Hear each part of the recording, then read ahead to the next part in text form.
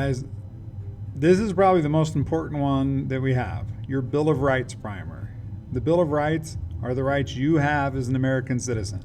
These are things that will affect you your entire life. If you don't learn another thing from history this year, please learn these rights, because you can't exercise them if you don't even know what they are. People will try and take them from you. So let us begin. The Bill of Rights primer. The Bill of Rights is the first 10 amendments to the U.S. Constitution. These rights were so important that some states would not ratify the Constitution until they were included. The First Amendment addresses 5 freedoms: religion, speech, press, assembly, and petition. The government cannot pass a law that requires anyone to join or quit any religion. This amendment would prevent the establishment of a single official state religion like they have in Iran or Saudi Arabia. The government cannot tell a reporter what to publish in a newspaper or what to put on TV. Likewise, the government cannot forbid a reporter from publishing something that they find out under most circumstances. These freedoms are not unlimited, however. The classic example is that of freedom of speech, which does not allow people to yell fire in a crowded theater where a panic could result and hurt people. Unless there's an actual fire, then it's okay. The Second Amendment is the right to bear arms, or to have and use weapons to protect yourself. Over the years, many laws have limited what weapons a citizen can use. You cannot own a rocket launcher, or where weapons can be carried. For example, you cannot bring your gun into a courtroom.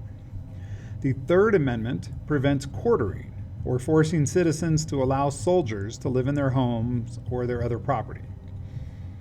The Fourth Amendment prevents unreasonable searches and seizures. Police need a warrant or probable cause before they can search you, your car, or your house.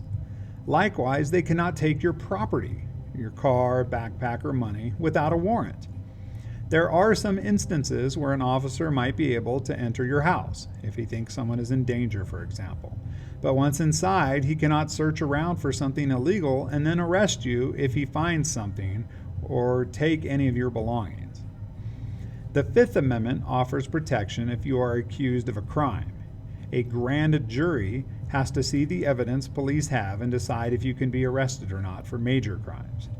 If you are arrested, you do not have to testify against yourself. You don't have to say that you did anything wrong. And if you are found not guilty in court, you cannot be taken to court again for the exact same crime. That's called double jeopardy. The Sixth Amendment is also about if you are accused of a crime. You're entitled to a counsel for your defense, a lawyer. A speedy trial that is both public, not hidden away so no one knows what happens, and also with a jury. You are allowed to know why you were arrested, who accused you of breaking the law, and what witnesses reported seeing you break the law. The Seventh Amendment says that in civil cases, those that are about money, not about crime, you can still have a jury listen to and decide your case. The Eighth Amendment is about if you are awaiting trial or convicted of a crime, you cannot be forced to pay excessive bail to get out of jail when you are preparing to defend yourself. For example, you cannot be asked to pay $1 million if you were arrested for jaywalking. If you are convicted, you cannot be forced to pay an excessive fine, $1 million for spitting on the sidewalk, and you cannot be forced to endure cruel, like being crucified or set on fire, or unusual punishment, like being forced to read a statement on TV that says you're a worthless piece of garbage. The Ninth Amendment says that even if there are freedoms spelled out in the Constitution, you still have them via the states or as a citizen. This is mostly supposed to keep the federal government from trying to limit freedoms not specified in the first 8 amendments.